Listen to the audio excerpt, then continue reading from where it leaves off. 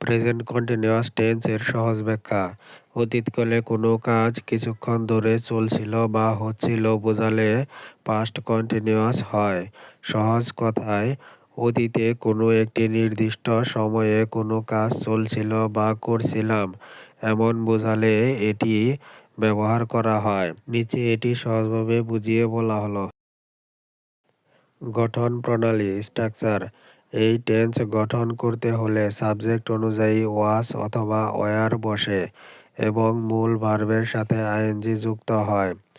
Structure: subject plus was were plus verb plus ING plus extension. Was কোথায় বসে? I, he, she, ইট এবং সকল একবচন singular subject এর পর। ওয়ার কোথায় বসে? উই, ইউ, দে এবং সকল বহুবচন প্লুরাল সাবজেক্ট এর পর। উদাহরণ এক্সাম্পলস: বাংলা বাক্য ইংরেজি অনুবাদ: আমি ভাত খাচ্ছিলাম। I was eating rice. তারা ফুটবল খেলছিল। They were playing football. সে একটি বই পড়ছিল।